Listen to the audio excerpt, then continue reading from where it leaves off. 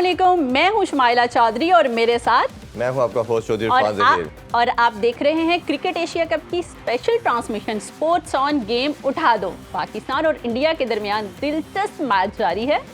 Team India ने toss जीतकर पहले बैटिंग का फैसला किया और मैच अभी जारी है। 5 विकेट्स के नुकसान पे उनका स्कोर जो है इस वक्त 234 है।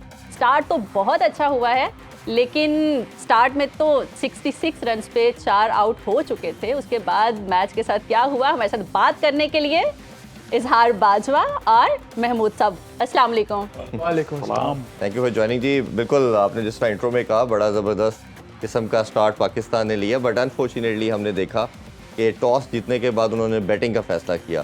पहले तो डिसीजन के बारे से आपसे जानना चाहूँगा, कैसे देखते हैं? इंडिया ने बड़ा रिस्की डिसीजन लिया था, ख़ास तौर पे जब वेदर इस तरह का अनसर्टेन हो, बारिश के इम्कानात हो, तो जो टीम सेकंड बैट करती है उसको एक तो ये फ़ायदा होता है कि डकवर्थ लुइस सिस्टम जब इट कम्स इनटू प्ले तो आपको पता होता है कितना टारगेट आपको चेज़ करना पड़ेगा। साथ ही साथ जब बारिश हो रही होती है तो बैटिंग साइड का मोमेंटम भी डिस्टर्ब होता है, तो इस वजह से वो कंटिन्यूटी और फ्लो मोमेंटम नहीं बना सकते। इस हवाले से जो इंडिया का डिसीजन था बड़ा रिस्की डिसीजन था।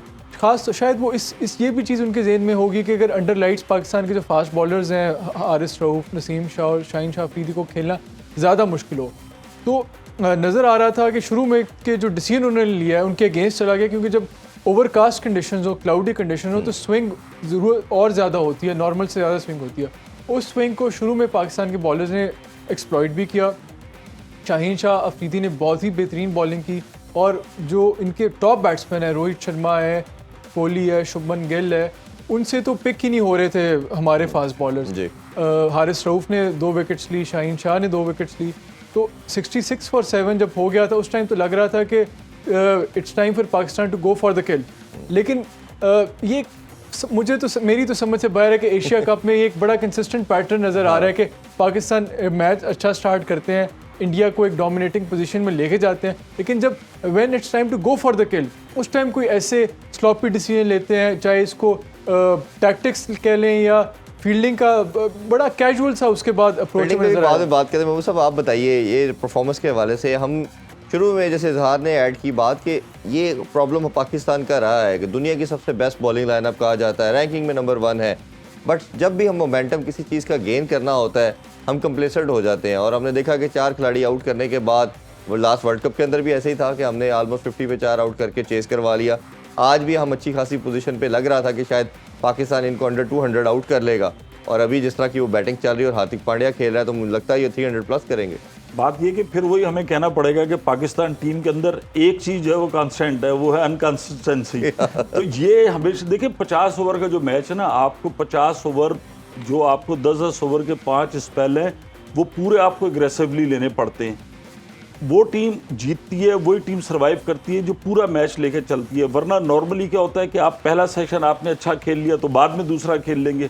पाकिस्तान नो डाउट टॉस की आपने बात की, वो कोई इतना बैड डिसीजन नहीं था। बाबर ने कहा कि मैं भी अगर जीतता तो मैं पहले बैटिंग करता। आपका एक डिसीजन हो गया, आपके पास बॉलिंग करानी है, वन ऑफ द बेस्ट आपके पास बॉलिंग मौजूद है और आपने शो भी किया। मतलब आप रोहित शर्मा, विराट कोहली, इनको आपने इतने कम स्कोर पे घर भेज दिया, और उसके बाद आप लेकिन जैसे बात कर रहे थे कि इंडिया के अंदर आप देखें जो पांड्या है वो 80 रन पे बैटिंग कर रहा है और किस जगह जाके 66 रन पे 4 विकेटें गिरती हैं, और उसके बाद वहां से प्रेशर सारा उनके ऊपर है। पाकिस्तान का one of the best bowling attack है, लेकिन वो आहिस्ता आहिस्ता उन्होंने इनिंग बिल्डिंग की, और जब इनिंग बिल्डिंग की उसके बाद आप देखें कि पांड्या फिर अब अगर आप फास्ट बॉलर भी लगा देंगे तो पांड्या की हिस्ट्री है, वो मारेगा, सबको मारेगा। वो सेट हो तो अब अगर 50 ओवर में, जैसा कि रमीज भाई सुबह कह रहे थे कि अगर 250-60 रन होते हैं तो ये मुश्किल होगी।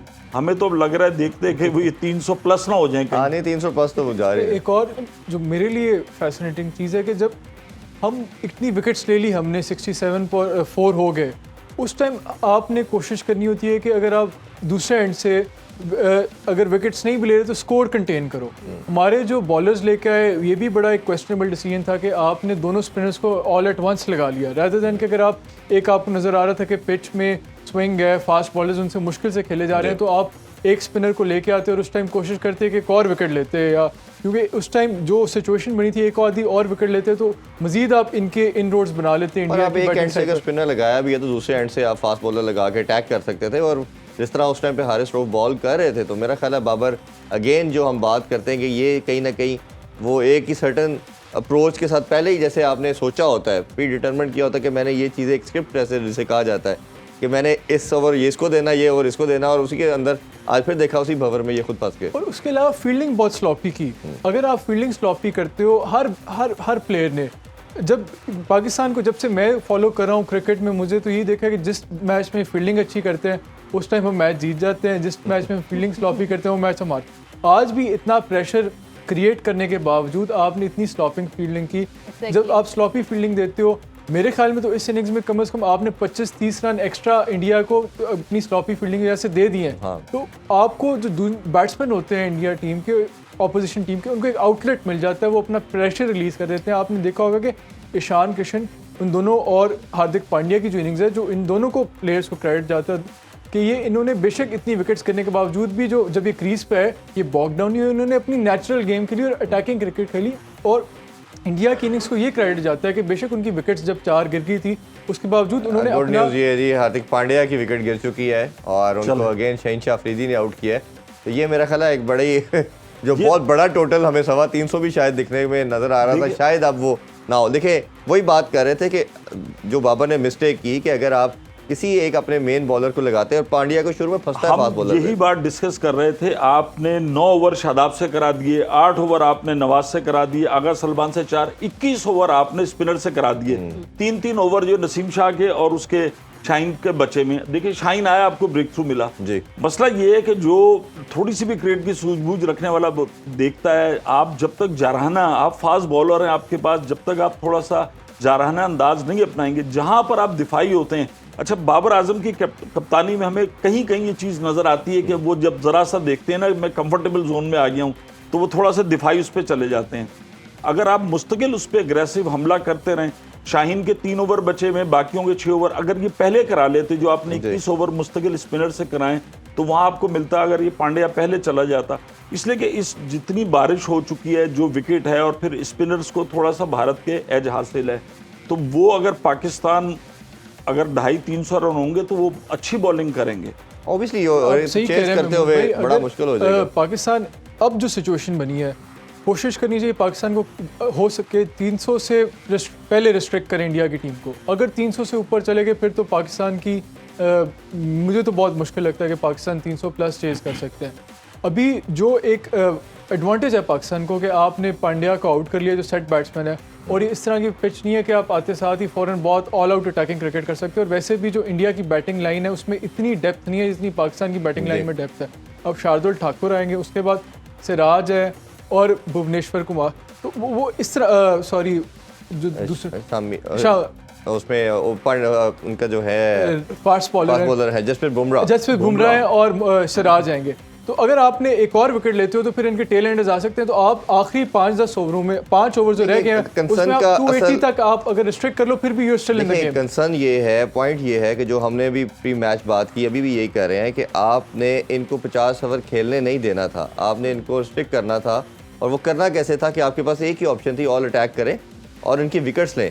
जब ये एक मंत्रा आपका एक प्रूवन मंत्रा है और एक माइंड सेट होना ये चाहिए, ये समझ नहीं आती कि ये बैक फुट पे क्यों चले जाते हैं। और जिस तरह रमीज सर ने भी सुबह ये बात की कि ये मिड ऑन पीछे ले लेता है, लॉन्ग ऑन पीछे ले लेता है, फील्डर स्प्रेड करा देता है और रन्स देता है। तो वही चीज़ हुई कि आपने स्पिनर दोनों एंड से लगाए, फिर आपने फील्डर पीछे स्प्रेड कर दिए, उनको मौका दिया सेटल होने का। सेटल होने के साथ बुरी फील्डिंग की वजह से आपने 25-30 रन जैसे आप कह रहे हैं उसका 2 रन। नंबर 1 कि आपने रन ज़्यादा दे दिए, दूसरा ये कि अगली टीम को मोमेंटम मिल जाता है। तो दोनों चीज़ें आपने करवाई। तो ये मेरा ख्याल है क्रिकेट आपको बार बार अपॉर्चुनिटी नहीं देती। आपने देखा होगा कि हमने शुरू में अपनी विकेटें बैटिंग करते हुए नेपाल के अगेंस्ट भी ज़ाया की, बट वो एक हल्का हरीफ था, आपने ग्रेजुअली अपने आप को कम बैक कर लिया। बट बड़ी साइड के अगेंस्ट जब आप खेलते हैं, जैसे आप इनके अगेंस्ट खेल रहे हैं या आगे आप कभी ऑस्ट्रेलिया इंग्लैंड के अगेंस्ट खेलेंगे, तो ये आपको कभी कम बैक का मौका नहीं देते। तो ये मेरा ख्याल है बाबर को इस पर सीखना पड़ेगा। काफ़ी टाइम हो गया, 2.5-3 साल से वो कैप्टनसी कर रहे हैं। हारिस राउफ ने 3 आउट किए तो उनकी परफॉर्मेंस तो बहुत अच्छी रही शुरू में, और कहाँ देखते हैं अब उसको? देखिए उनकी शुरू में उन्होंने बहुत अच्छी बॉलिंग की, लेकिन जब सेकंड हाफ में वो आए तो पांड्या से उन्हें थोड़ी बहुत मार भी पड़ी। तो ये एक नेचुरल फिनोमेना है मेरे ख्याल में। उनको तो जहाँ क्रेडिट देना बनता दिया जाना चाहिए, लेकिन जो कैप्टनसी के हवाले से जो उनकी बेहतर यूटिलाइजेशन है उनकी एज अ कैप्टन, वो मेरे ख्याल में फास्ट बॉलर्स की इस मैच में नहीं की गई। जब आप एक ने एक कमांडिंग पोजीशन में आ गए थे, वहाँ पे उन्हें और ओवर्स देने चाहिए। तो लग रहा था कि ख़ास तौर पे जब उन्होंने चौथा विकेट ली, उसके बाद उन्हें अगली ओवर में उन्हें उतार के स्पिनर ले आए गए। तो उस टाइम जब बंदा फॉर्म में होता है, मोमेंटम में होता है, फ्लो में होता है, उन्हें रखना चाहिए था। अब दोबारा second half of the innings में इस तरह जब दो बैट्समैन सेट हों तो डेफिनेटली जब आप वापस आते हो तो वो वाला आपका फ्लो, रिदम, मोमेंटम नहीं रहता और प्रेशर भी बना हुआ जी महमूद साहब, आपसे मैं जानना चाहूँगा स्पिनर के हवाले से। हमने कल भी ये बात की कि एक और विकेट भी गिर चुकी है, साथ साथ अपडेट भी हम करते चले जाते हैं। ये भी शाहीन शाह अफरीदी ने विकेट लिया। अब शाहीन शाह देखिए बात क्या, बात वही है कि आप जब एग्रेशन की बात करते हैं तो एग्रेशन के लिए अब जदीद क्रिकेट में आपके पास टूल सिर्फ है फास्ट बॉलर। देखिए वो लेट 70s की 80s की क्रिकेट होती थी कि भारत जो है 5 स्पिनर के साथ जा रहा है। भारत की तरफ से तो उनके कृष्ण गावरी, चंद्रशेखर प्रसन्ना, बेदी, मतलब पहला ओवर ही जो है इनिंग का आगाज भी स्पिनर ने किया है। लेकिन उसके बाद फिर जब क्रिकेट तेज हुई, वेस्ट इंडीज जिसको काली आदमी कहा गया, वो फिर मार्शल, ग्रेनेज और वो सारे उनके एक बॉलर थे गार्नर, तो उसमें क्या था कि वो 5 बॉलर आते थे काली आंधी। आपके पास बेहतरीन अटैक मौजूद है, एग्रेशन तो आप फास्ट बॉलर से लेकर आएंगे ना जी।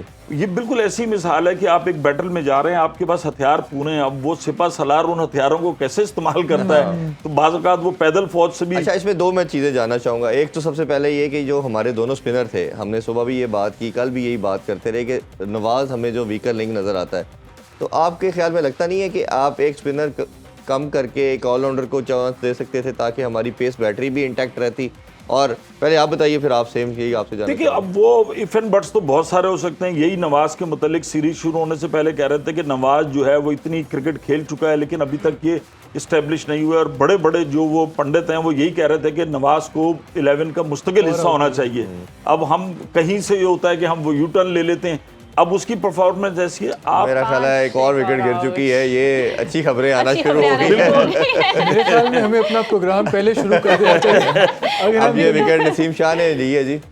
हाँ, नसीम शाह, देखिए बात वही आ रही है कि एग्रेशन आ रहा है, फास्ट बॉलर आ रहे हैं जो 21 ओवर आप ठाकर ये भी अच्छे बैटर हैं और मेरा ख्याल है बड़ी आखिरी ऑलराउंडर ये कहना चाहिए इन्हें। उसके बाद अब वही बुमराह और साथ सिराज रह गए हैं जो, तो ये एक खुशाइन बात और है एक कभी कुलदीप यादव भी है अभी, ऑब्वियसली अभी वो भी काफी कुलदीप यादव, बुमराह और जो सिराज हैं, लेकिन दे आर टेल एंडर्स जी, दे नॉट ऑलराउंडर्स। और अभी इनको मेरा ख्याल है कि अभी काफी ओवर्स रहते हैं। अभी पाकिस्तान को अगेन कोशिश फिर करनी वो चाहिए कि कोशिश इनको- कि जल्द से जल्द चीपली 2 विकेट्स जो रिमेनिंग है इनको लेके वो जल्दी जी। अब प्रेशर अब दोबारा देखें इंडिया पे आ गया, विकेटें गिरी ना, होता यही है, असाब का खेल है, कभी एक साइड डोमिनेट करती है, दूसरी साइड मुस्तकिल परफॉर्मेंस दिखाने के लिए आपको सारे कार्ड जो हैं, जो कैप्टन है उसको हाउस विन उसी वक्त करता है जब अपने कार्ड पूरे आपके हाथ में हों और आप उनको सही टाइम पर आप अपने पत्ते शो करते हैं।